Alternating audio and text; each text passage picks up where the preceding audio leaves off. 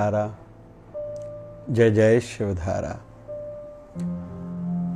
किसी भी field, faculty, क्षेत्र में आगे बढ़ने की इच्छा तो सभी को रहती है और रहनी भी चाहिए। और ऐसा भी कहते हैं कि जब तक है जीना तब तक है सीखना। जितना माइंड शार्प होता जाएगा, जितना हम उस क्षेत्र को, चाहे संसार हो चाहे आध्यात्मिकता हो, समझते जाएंगे, लाभ भी ज़्यादा होता जाएगा, मेहनत भी कम होती जाएगी और एक आदर्श आनंदमय जीवन भी जी सकेंगे हम लोग। इसलिए सीखने का भाव हो। कोई विवेक से केवल जिए ना, तो जिंदगी खुद एक किताब है और रोज सिखाती है। हर मिलने वाला व्यक्ति सिखाता है, समझाता है, इशारा देता है। बस हमारी वो बुद्धि, वो समझ उस समय खुली हुई होनी चाहिए कि इससे हमें क्या सीखने को मिलता है। जैसे हिंदू धर्म में सूर्य नारायण को हम लोग सवेरे जल चढ़ाते हैं, प्रणाम करते हैं, तो एनर्जेटिक हमारा जीवन है। हम उत्साही हों और रोज सूर्य नारायण नया दिखते हैं तो हमारा रोज का जीवन नया है, ये सीखने को मिला। चंद्रमा के रात्रि को दर्शन करने से सौम्यता, आनंदमय, शांति, पीस का संदेश मिलता है, लेकिन हम उस दृष्टि से जब देखेंगे तो ही मिलेगा। दिन भर में कोई व्यक्ति मिला, किसी की स्माइल अच्छी थी, किसी का बोलना अच्छा था, किसी का चलना अच्छा था, उसने हमें आकर्षित किया, अट्रैक्ट किया। उसको बगैर ज़्यादा देखने से, लेकिन हम उनसे ये सीखें, क्योंकि मैं चाहता हूं मुझे सभी देखें, ऐसा हर कोई सोचता है। नए पैटर्न पहनते हैं कपड़ों का, नई नई हेयर स्टाइल हर कोई रखने का प्रयास करता है, लेकिन हम लोग ये कभी ना भूलें कि जितना व्यवहार प्रभाव छोड़ता है उतना कपड़ा व्यवहार नहीं छोड़ता। इंप्रेशन फर्स्ट भले कपड़ों का, बाहरी दिखावे का आएगा, लेकिन व्यवहार तो कभी भी व्यवहार रहता है। आजीवन छाप छोड़ के जाता है व्यवहार।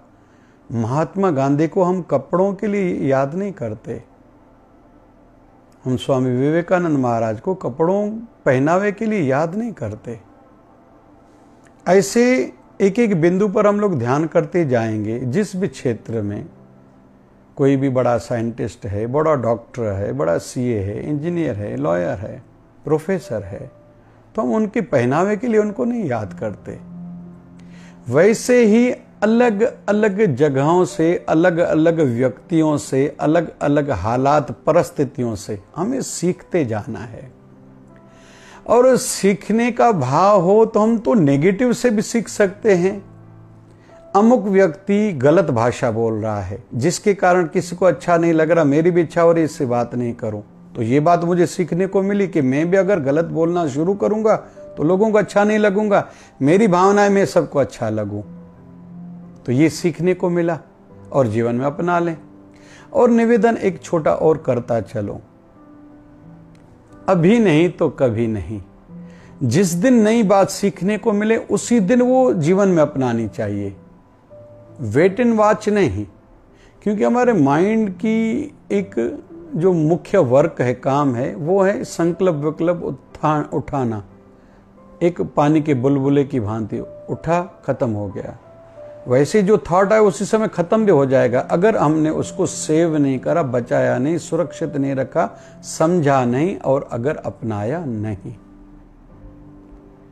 तो हम लोग संसार में बहुत तरक्की कर सकते हैं। जैसे बहुत लोग मजदूर या क्लर्क वर्क हो या जो भी सब ऑर्डिनेट किसी भी कंपनी में हो, गवर्नमेंट का कोई कर्मचारी हो या धंधे व्यापार में कोई किसी के नीचे काम कर रहा है, तो पहले तो वो बोझा समझ के काम कर रहा है, इसलिए वो विकसित नहीं हो रहा है। दूसरा, सीखने का भाव ही उसका नहीं है, इसलिए बहुत से लोग जिस चेयर से जिंदगी शुरू करी थी उसी चेयर से जिंदगी खत्म करते हैं। लेकिन पैरेलली देखेंगे कुछ लोग क्या किसी गरीब दुखद परिवार से आए, लेकिन कितनी नहीं उन्नति एक ही जीवन में करी, कहीं के कहीं पहुंच गए। हमारा अंबानी ग्रुप को हम लोग देखें, ऐसे उदाहरण बहुत मिलेंगे। हमारे पतंजलि के रामदेव बाबा जी को देखें, थोड़े समय में कहां से कहां पहुंचे हैं। हमारे प्रधानमंत्री श्री नरेंद्र मोदी जी को देखें, चाय वाले से आज प्रधानमंत्री 2 बार बने हैं, विश्व आज उनको सलाम कर रहा है। ऐसे कई संतों के जीवन को हम लोग देख सकते हैं। हम लोग देखते हैं आर्य समाज के धर्मगुरु महर्षि दयानंद जी सरस्वती,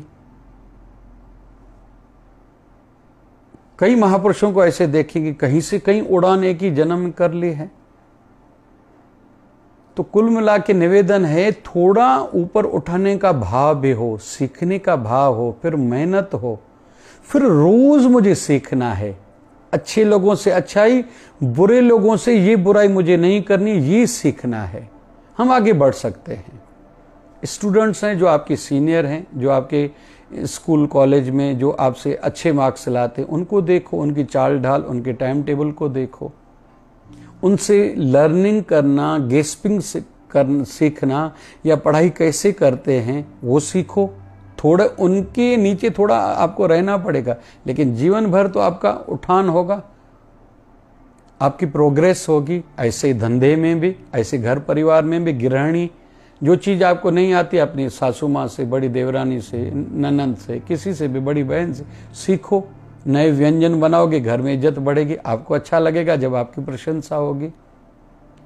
ऐसे आध्यात्मिक जगत में भी आपके सीनियर गुरु भाई गुरु बहनें जितनी हैं उनसे आप सीखो।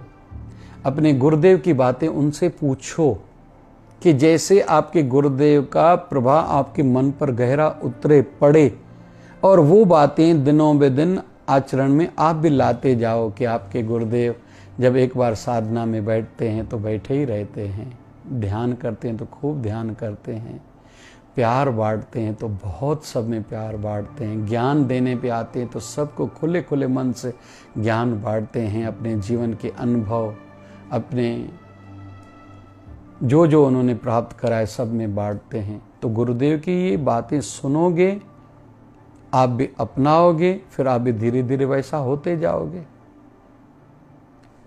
राम जी गए हैं 14 साल वनवास, बर्थ है अयोध्या में, नंदीग्राम में, गांव से बाहर रह रहे हैं कि राम जी अगर महल का सुख नहीं भोग रहे तो मुझे भी सुख भोगने का अधिकार नहीं है। यहाँ तक भी भरत जी ने सोचा था कि राम जी तो धरती पर सोते होंगे, धरती पर सोने का फिर मुझे अधिकार कहाँ से आया। खुदाई करके गड्ढा बना के वहाँ सोते थे, तो मैं गड्ढे के ही लायक हूँ। और पूरा दिन राम जी की आज्ञा अनुसार राज्य चलाते थे, लेकिन वनवासियों की भांति जीवन जीते थे। वनवास जबकि राम जी को मिला था, लेकिन प्रभु मेरा जैसे जीवन जी रहे मुझे भी वैसा ही जीवन जीना है। लेकिन पूरा समय राम जी के ध्यान में, याद में रहते थे।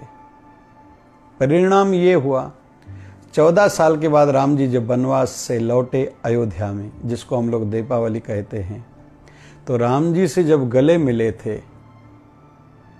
लोग पहचान नहीं पा रहे थे इन दोनों में से राम जी कौन है, भरत जी कौन है, क्योंकि भरत जी ने राम जी को इतना अपने आप में समा लिया था। वैसे ही हर शिष्य को भी करना है।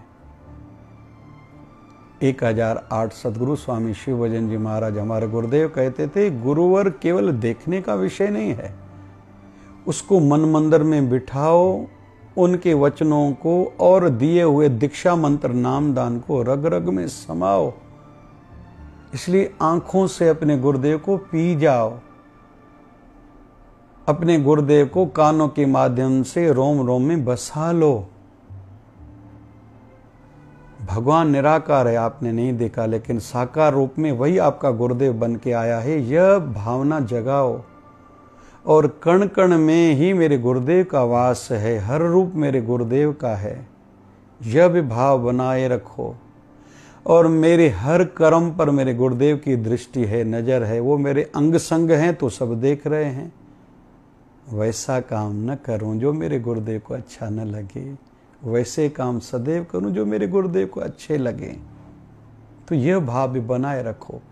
लेकिन यह तब होगा जब हम सीनियर्स जो हमारे गुरु भाई गुरु बहनें हैं, या सत्य शास्त्र पढ़ने से, दूसरे संतों की जीवन चरित्र पढ़ने से ऐसे भाव जगेंगे, सीखते जाएंगे। आध्यात्मिकता में एक ही जन्म में 84 लाख योनियों से मोक्ष के द्वार तक छुटकारा 84 लाख योनियों से पाना है, मोक्ष गति पानी, प्रभु प्राप्ति करके संसार से जाना है, ये संभव है।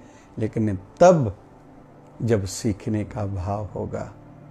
तो अच्छे लोगों से अच्छाई सीखें, बुरे लोगों से वह बुराई मुझे नहीं करनी क्योंकि वो अभी अच्छा नहीं लग रहा, लोग उसको बुरा कह रहे हैं, मैं भी बुरा समझ रहा हूँ।